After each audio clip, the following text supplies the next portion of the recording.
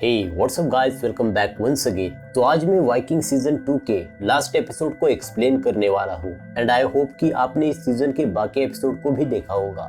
और अगर आपने उन वीडियोस को नहीं देखा तो उसका लिंक आपको डिस्क्रिप्शन में मिल जाएगा, आप वहां से भी उन वीडियोस को चेकआउट कर सकते हैं। So without wasting your time चलते हैं इस एपिसोड की ओर। एपिसोड की शुरुआत में हम हेल्गा को देखते हैं जो कि फ्लोकी के आने की खबर सुन उससे मिलने अपनी बेटी के साथ कैटेगेट आ जाती है। अपनी बच्ची को देख फ्लोकी काफी खुश हो जाता है। हेल्गा फ्लोकी से कहती है कि हम अपनी बेटी का क्या नाम रखेंगे। अब फ्लोकी अपनी बेटी का नाम आंग्रबोदा रखता है जो कि लोकी की पहली बीवी का नाम था। और अगले ही पल फ्लोकी हेल्गा को कैटेगेट से वापस उसके घर जाने को कहता है। फ्लोकी का अजीब बर्ताव देख हेल्गा वापस लौट जाती है। उधर बादशाह हॉरिक का पूरा परिवार कैटेगेट आ जाता है जिसे देखकर हॉरिक काफी खुश हो जाता है। वही रैग्नर भी हॉरिक के परिवार का स्वागत करने एस्लोक के साथ आ जाता है। और अब बादशाह हॉरिक अपने पूरे परिवार को रैग्नर के परिवार से मिलाते हुए जश्न का ऐलान करता है। वही हॉरिक की बीवी जो कि खुद एक ढाल योद्धा होती है वो लेगरथा से मिल उसकी तारीफ करती है। वही फ्लोकी हॉरिक से मिल उससे पूछता है कि आप मुझ पर कोई तो जिम्मेदारी सौंपने वाले थे ना। हॉरिक कहता है मैं तुम पे जिम्मेदारी तो सौंपने वाला हूँ लेकिन मुझे अभी भी तुम्हारी वफादारी पे शक है। हॉरिक की बात सुन फ्लोकी सोच में पड़ जाता है। उधर बियॉन पोरून से पूछता है कि अब तुम क्या करने वाली हो क्योंकि अब तुम एक आजाद औरत हो।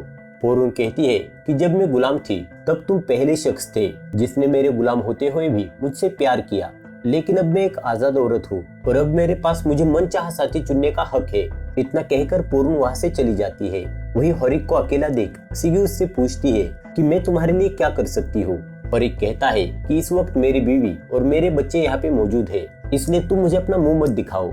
वही नशे में धुत फ्लोकी एथलस्टन से कहता है कि आखिर तुम यहाँ पे वापस क्यों आए हो, तुमने तो हमारे देवताओं को धोखा दिया था। लेकिन यहाँ पे एथलस्टन फ्लोकी के किसी भी सवाल का जवाब दिए बगैर वहां से चला जाता है।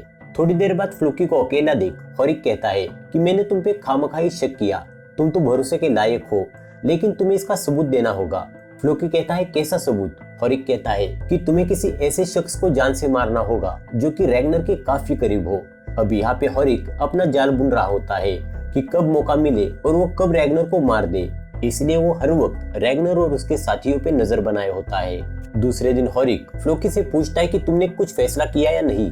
फ्लोकी कहता है हाँ, मैंने सोच लिया है कि मुझे किसे मारना है। अब वहाँ से फ्लोकी जंगल में जाके कुछ जड़ी बूटियों को इकट्ठा करता है। वही बियॉन रैग्नर और हॉरिक से कहता है अगली गर्मियों में जल्द से जल्द वेसेक्स जाकर हमें एग्बर्ट से जमीन लेनी चाहिए और उस जमीन को अपने लोगों में खेती के लिए बांट देना चाहिए। हॉरिक कहता है लेकिन जो लोग खेती करना नहीं चाहते वो क्या करेंगे।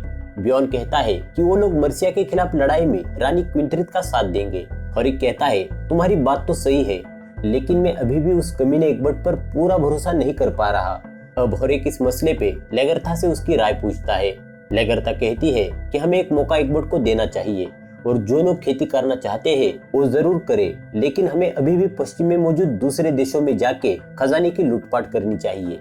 वही दूसरी ओर फ्लोकी रोलो से मिलने जाता है और उसे जंगल से लाई हुई जड़ी बूटी खिला देता है। और अब शाम के वक्त खाने की मेज पर फ्लोकी रैग्नर के बेटे उबा को अपने पास बुलाते हुए उसके पास एक जड़ी बूटी देते हुए उसे टॉर्स्टिन को देने को कहता है और साथ ही उसे सख्त हिदायत देता है कि वो ये बात किसी को ना कहे। अब उबा उस जड़ी बूटी को टॉर्स्टिन को दे देता है और टॉर्स्टिन भी उसे खा लेता है। थोड़ी देर बाद हम देखते हैं कि टॉर्स्टिन की मौत हो जाती है। टॉर्स्टिन की हालत देख बियॉन को काफी गुस्सा आता है। फ्लोकी बियॉन को दिलासा देता है कि वो कुछ भी करके टॉर्स्टिन के खूनी को ढूंढ निकालेगा। वही अब हॉरिक टॉर्स्टिन को मरा हुआ देख समझ जाता है कि अब फ्लोकी पूरी तरीके से उसके साथ है। अब हॉरिक फ्लोकी से अकेले में मिलने चला जाता है और उससे कहता है कि तुमने टॉर्स्टिन को मार के मेरा भरोसा जीत लिया है। फ्लोकी कहता है कि अब हम आगे क्या करने वाले हैं। हॉरिक कहता है कि हम रैग्नर के परिवार का नामो निशान मिटा देंगे, किसी को नहीं छोड़ेंगे और हम कल पूरी ताकत के साथ रैग्नर का सफाया कर देंगे। दूसरे दिन हम बियॉन और पोरून को देखते हैं। बियॉन पोरून से कहता है कि आखिर तुम मुझसे क्या चाहती हो। पोरून कहती है इज्जत और भरोसा। बियॉन कहता है तो मैं तुम्हारा भरोसा जीतने के लिए क्या कर सकता हूँ। पोरून कहती है इसके लिए तुम्हें मुझसे लड़ाई करनी होगी। और अब वो दोनों जंगल में चले जाते हैं जहाँ पे पोरून बियॉन के साथ हाथापाई शुरू कर देती है। थोड़ी देर बाद दोनों शांत हो जाते हैं और वहाँ पे पोरून बियॉन से अपने प्यार का इजहार कर देती है वही फ्लोकी मौके की तलाश में बियॉन पर नजर रख रहा होता है। उधर रोलो अपने पैरों पर खड़ा होने की कोशिश करता है, लेकिन वो इसमें नाकामयाब हो जाता है। रोलो को लड़खड़ाता देख सिगी उसे सहारा देती है और उसका हौसला बढ़ाती है। रोलो सिगी से पूछता है कि आखिर तुम मेरे लिए इतना कुछ क्यों कर रही हो। सिगी कहती है कि किसी दिन तो तुम मेरे काम आओगे, इसलिए मैं तुम्हारी मदद कर रही हूँ। थोड़ी देर बाद होरिक सिगी से मिलता है और उससे रैग्नर की कमजोरी के बारे में पूछने लगता है। सिगी उसे बताती है कि रैग्नर की सिर्फ एक ही कमजोरी है और वो है उसके छोटे बच्चे। होरिक सिगी को एक काम देते हुए कहता है, रात होते ही तुम रैग्नर के मुख्य भवन जाना और उसके छोटे बेटों को मार देना, और अगर तुमने ऐसा किया तो इसके बदले मैं तुमसे शादी कर लूंगा और तुम फिर से अपनी वही महारानियों और ऐशो आराम वाली जिंदगी जीना। और अब वो सिगी को एक छुरा देते हुए वहाँ से चला जाता है।